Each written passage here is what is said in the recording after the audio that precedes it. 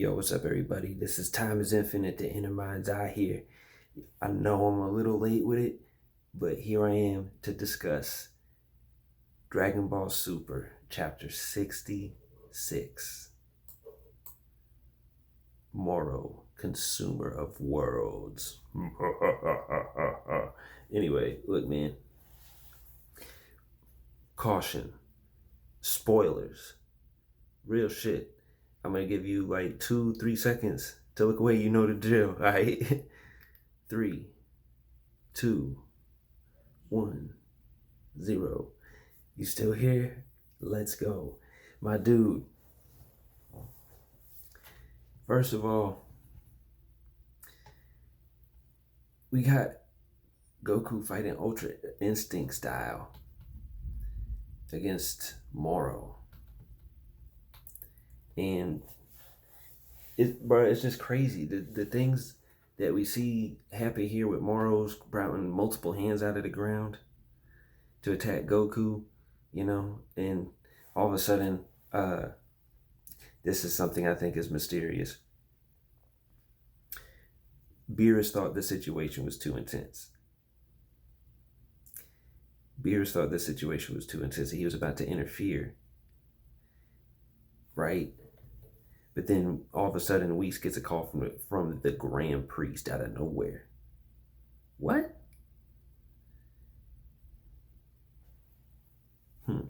That's suspicious. But even then, Whis took the time to teleport over to Goku and be like, "Hey, yo, man, we're about to go. But please, here's how you defeat Moro for good." As he's locked in a standstill with like 5 of Moro's arms. Something that I was so caught up in the chapter, lots of people pointed it out if you've seen spoilers or other reviews. Yo, there's a point where one of Moro's fists is coming like full speed at Whis. And Whis just really pay it no mind, just, "Oh yeah, by the way, just continue to keep fighting and we have to leave." Stops it with one finger. Beep. Like it's literally nothing to him. Yo, incredible. So then, the chapter continues and we see Goku try to beat Moro. And something I thought that this was just absolutely crazy was when the situation gets tough, Goku, he gets his energy drained as always. This is something I thought was interesting.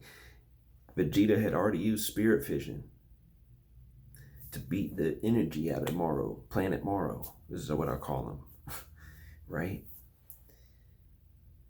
But it wasn't enough. So Piccolo, the strategist, said, hey, can you do Spirit Fission in reverse and give our energy to Goku?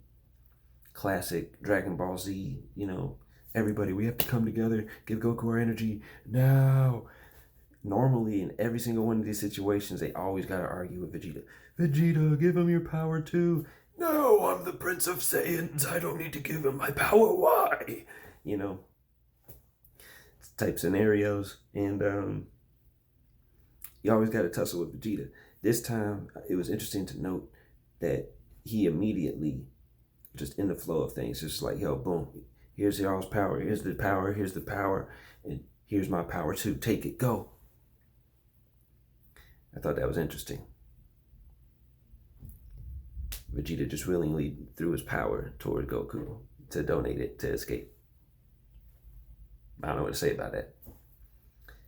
Then, surprise, and this is something I'm going to talk about a little bit later too, Oob donates his power as well.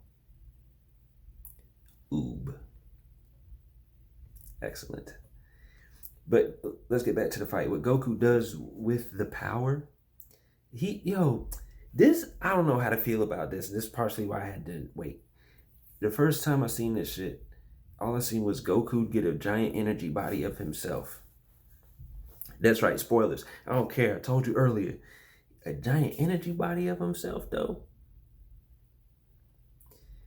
Almost like people's making jokes. I've seen it on social media everywhere. Goku Susanoo. Like, bruh. And this is just a giant energy body of Goku, which he controls. just sitting there. Basically, like what? What is? At first, I was like, come on, I don't know how I feel about that. But the longer that I sat with it, I'm sitting here and I'm like, yo, Goku, it's some shit that at first I reacted negatively to because I was like, what, Goku Susanoo? What? Like, come on, that's whack. But now I sat with it. I'm repeating myself, but I don't care. I sat with it. I was like, Goku just did something that we never seen in the history of Dragon Ball before. This dude just made an energy projection of himself that's like Ozaru sized, bro, if not bigger. I mean, if you look at the panel, I can't really even tell how big Moro is versus this giant sized Goku. Goku can do that now? What?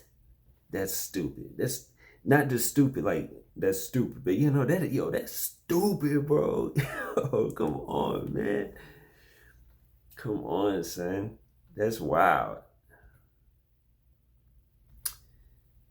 But he uses that form to defeat Moro. Easily. Easily, man. He totally destroys Moro, saves the whole planet, powers back down. Goku don't even look exhausted or nothing. Like it was just a fucking, light workout after all. What? And that's the whole chapter. Now I ain't gonna front. When I first read through it, I was caught up in it.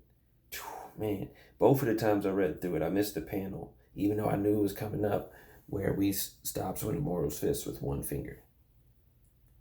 Because I was caught up in the story and in the action. I'm not even gonna front. So that says something to me about this chapter. Great chapter, man. Again, so it was not uncharacteristic of Vegeta, but just interesting that he donated his power so willingly. Goku got the dub. Yes. We've been in the Moro manga for 2 years now, which leads me to my next little question here. If I can take a little more of your time. Man, what's next? What's next? Cause we just gotta. Oob is becoming more relevant. Oob is becoming more relevant, man. He just gave his energy to Goku. We could see he's able to speak. You know what I'm saying? It's finna be that time to introduce Moro. I mean, not Moro, excuse me. It's finna be time to introduce Oob. Have him train with Goku. Maybe at the end of Z, but keep going through GT, but with Toyotaro ideas. Make Oob not just a side character, but a character. You know what I'm saying? Like, just as important. The number 2, tied with Vegeta, so he's Goku's pupil. So he probably won't be stronger than Vegeta, but yeah. And then on top of that, this new technique we see Goku get, bro. All right, here's a little thing that I want to think about, man. Goku now has Ultra Instinct, right? We've seen him do incredibly amazing things in this fight against Moro once he tapped into the full power of Ultra Instinct. Remember, he broke Moro's arm with Moro's own punch? Remember that shit? Yeah, he did that. He was untouchable. He even got Moro with Ultra Instinct fighting against him and still was able to win. He crazy with it, man. And all the things that have happened in this saga here, I have to think, like, Goku has reached a level where he is on the level of the gods now. Not only does he have the God Key from the Saiyan ritual, but he is able to tap into Ultra Instinct, which, as we've been told through the whole almost beginning of Dragon Ball Super, is like the ultimate mind state. You know what I'm saying? Or it's been hinted at least, I think.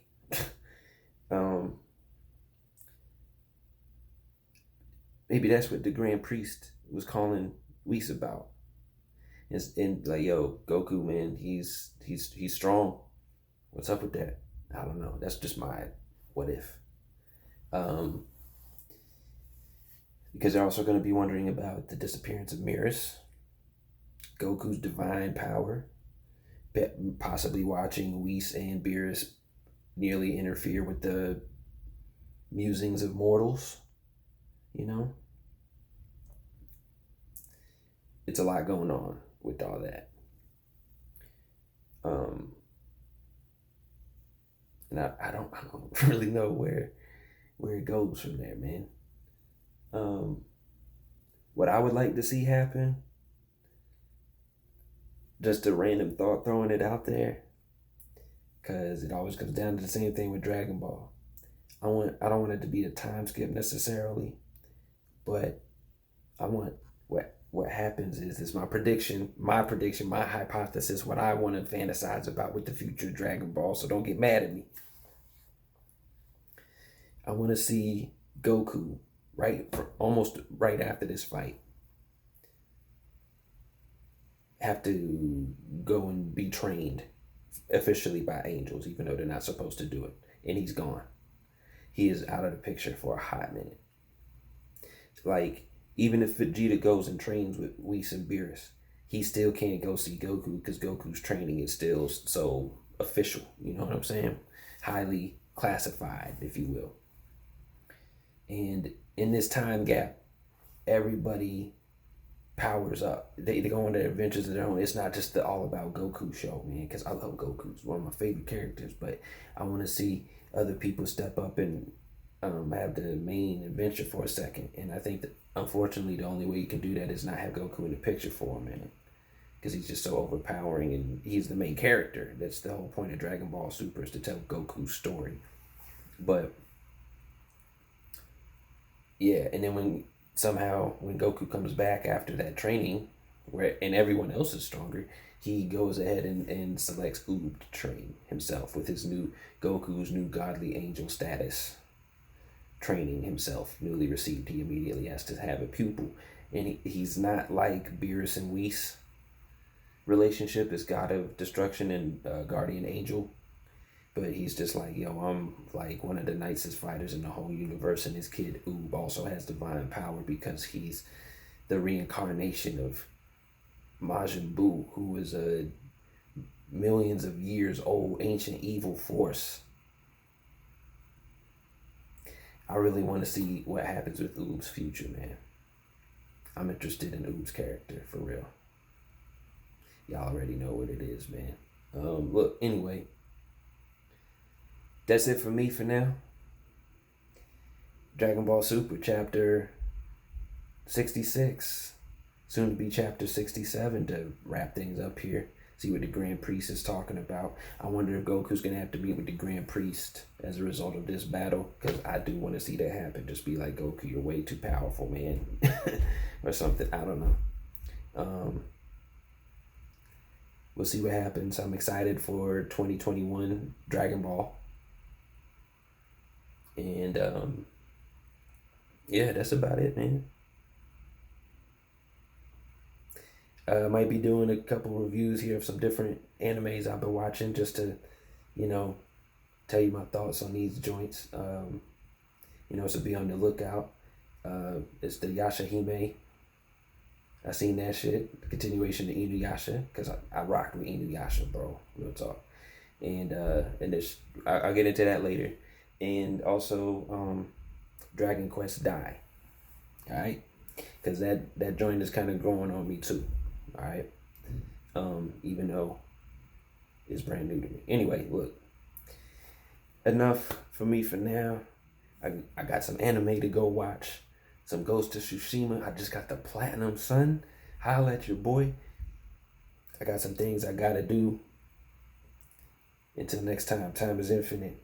The inner mind's eye. Y'all be good to yourselves out there, alright? Peace.